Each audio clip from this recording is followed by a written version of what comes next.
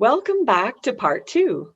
I hope you enjoyed getting to know Stella and her writing process in part 1. We heard about her speak about what drives her writing projects, and typically it's the question, why? This part will explore her second novel, The Brink of Freedom. So Stella, can you tell us a little bit about The Brink of Freedom? Hi, Rebecca, and hi, everyone. Yes, sure. I'm going to just show you again. So this is my novel, The Brink of Freedom. In it, there are a number of different characters. I think probably because I have so many voices in my head, it's scary, really. And they come from different walks of life and have different motivations. And in it, I'm really trying to understand something that bothered me when I was in Greece in 2012, finishing my first novel, Nikolai's Daughters, and doing research for the second novel, and that was the refugee crisis. It had bothered me before because I'd lived in Europe, as I mentioned, for 3 years in the late 90s and early 2000. And so the refugee crisis was quite an issue at that time in Europe, and in particular in Italy, where I was living. And so again, I experienced it when I was in Greece, and it bothered me that Greeks who are known for their hospitality were being unpleasant to refugees. And also it was a time when the economic crisis of Greece was happening.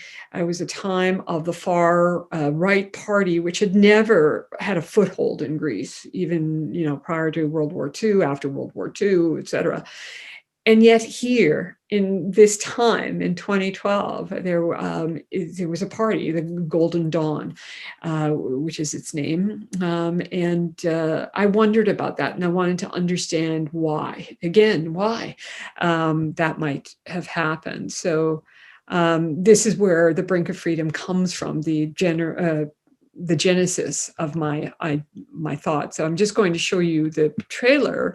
Every year, thousands of migrants flee their home countries, often escaping persecution or war. They are willing to risk everything for a chance at a better life. Many are the victims of unscrupulous human traffickers who care nothing for the fate of their human cargo. These desperate migrants have no choice but to pay the smugglers exorbitant prices. In overloaded rubber dinghies, they make their way across the treacherous Mediterranean. And many perish in their desperate bid for freedom. For those that do manage to make land in Greece or Spain and Italy, a tangled web of bureaucracy awaits. For Greece especially, the influx of refugees is too great. Crippled by its own economic crisis, the worst in living memory, it has few resources to host the ever-increasing flow of refugees. According to the United Nations Refugee Agency, 3,651 asylum seekers washed up on Greek shores in 2012. In 2013, that number tripled to 11,447. In 2014, another 43,500 arrived. In the first 9 months of 2015, 388,324 asylum seekers had arrived in Greece by sea, a 9-fold increase over the previous year. This is a story of 2 families seeking any way out, and the people who try to help them.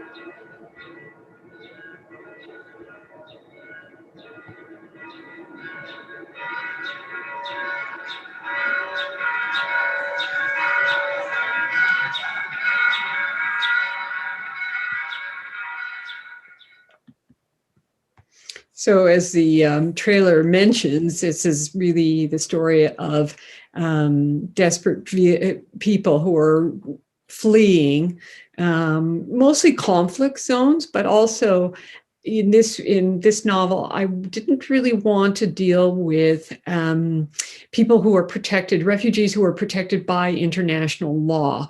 That being, Syrians, Afghanis, Iraqis, for example, are protected by international law.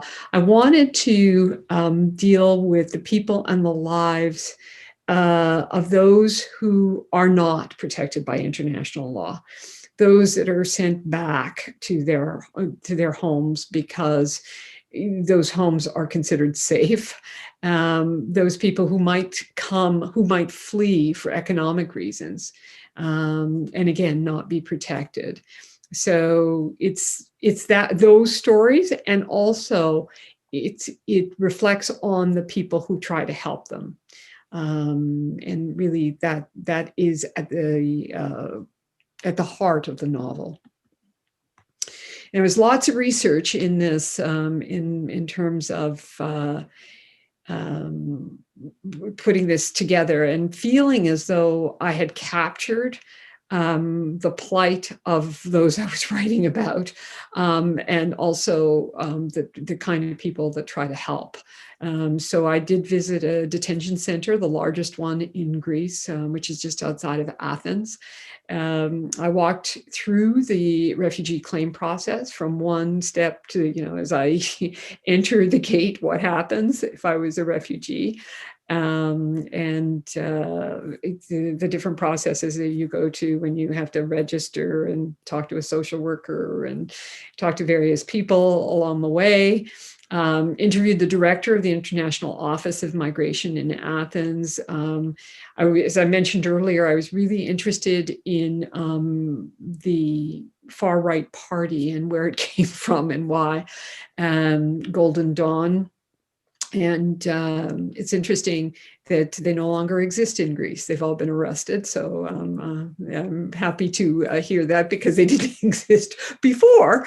And so it actually comes back to my question here in terms of, I wondered what had happened to Greek hospitality. And yet I found my answer. Because the court system in Greece was able to take on Golden Dawn and put them in jail, which is where they belonged.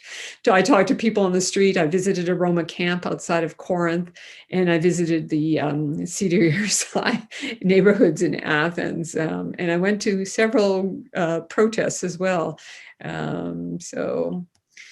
And I guess my why has a bit, as a genesis in various things. One was a Roma camp that I mentioned that I visited at Corinth. This isn't the one. This was actually one just outside of, in fact, right across the street from this is the Olympic Stadium. And so it's an interesting contrast. You have the Olympic Stadium on one side of the street, and on the other, you have people living in these kinds of conditions. And there's some, it was just a shock to me that could happen. And there are other images. This was outside of Kalavrita, and Kalavrita. Kiparasia, a boat like this, and then there's other. That's another shot of the camp at the Roma camp, and then another shot of the boat of the boat from a different angle. And then walking around places for refugees, it's interesting that this particular place, which is very close to downtown Athens, was used for refugees that were coming back from the Greek-Turkish War of 1922, and is now being used again for refugees. That's the Greek word for refugee, by the way, tava prosviga. So I walked around there and talked to different people. But what really, I think, got me in the end,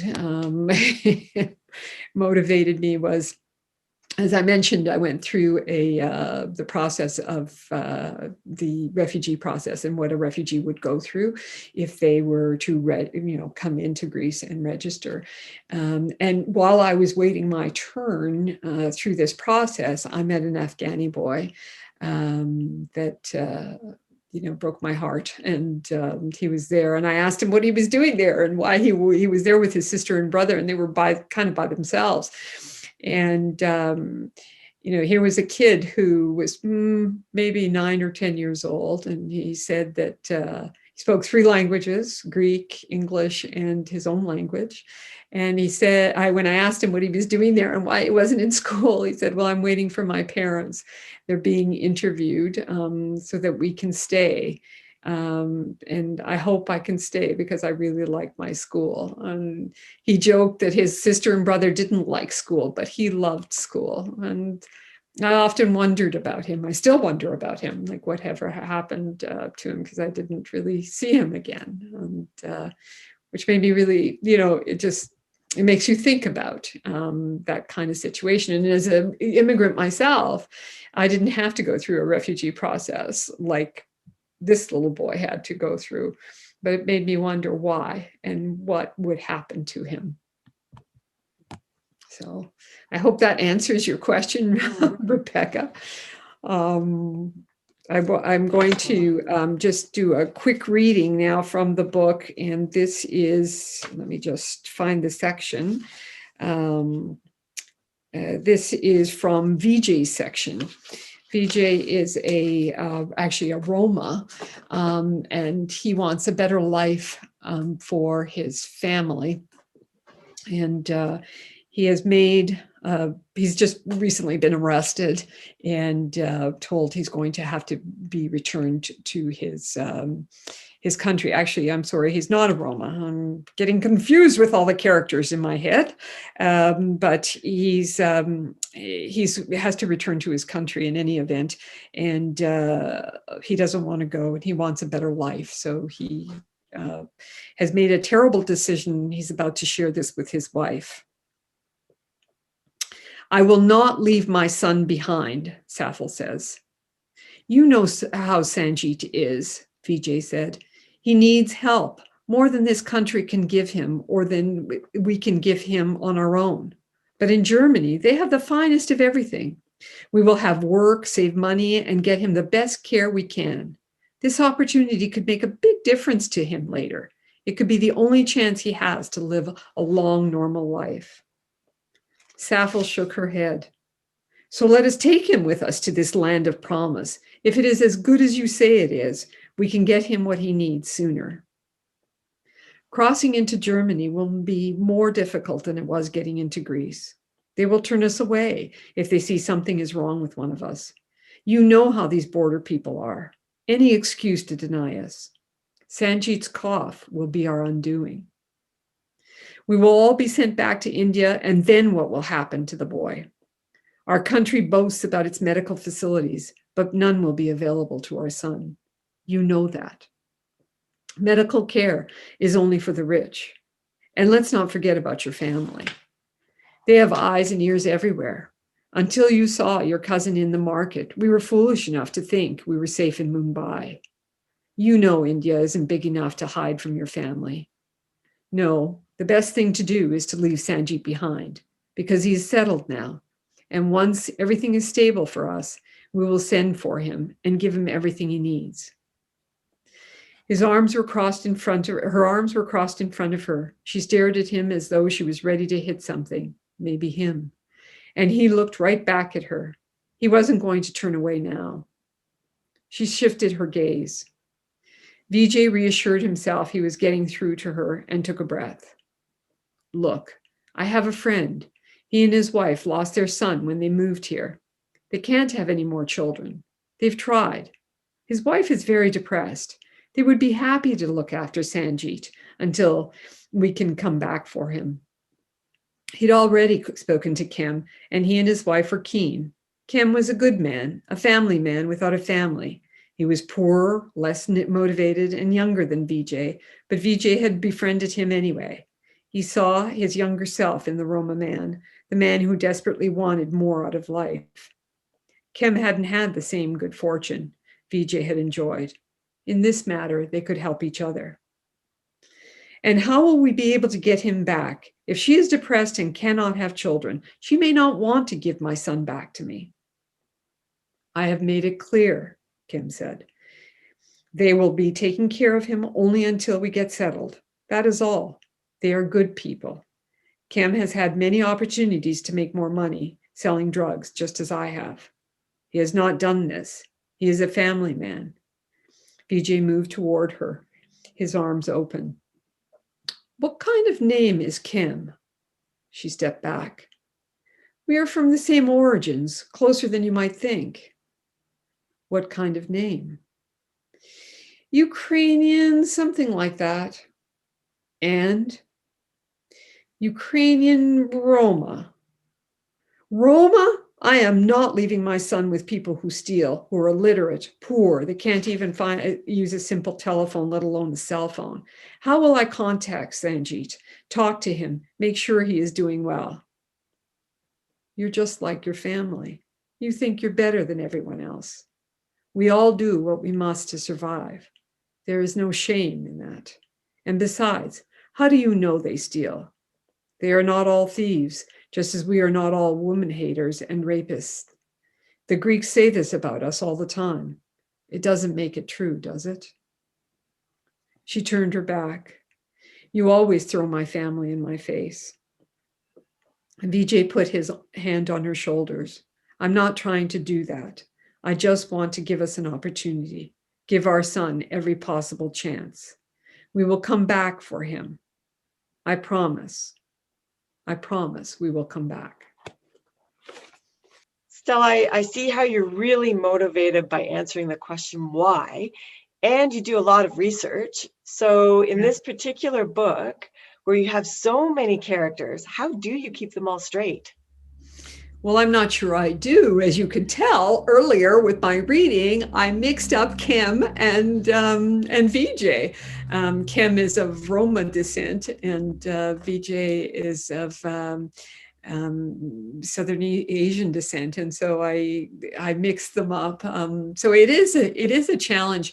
As I meant, for me, when I started this book, I had the idea of having all my characters in first person. And a lot of times with writing for myself, just to understand the character, I do start in first person, just so I can inhabit that body of the character I'm creating. And I remember sending a draft to my publisher with all the characters in first person, which I thought, with their voices mixed up and different and all that, it would work perfectly. And she sent it back a few days later going, Stella, it doesn't work. So then I had to rethink and see what I was going to do about that, because first I have to deal with my own self-worth first.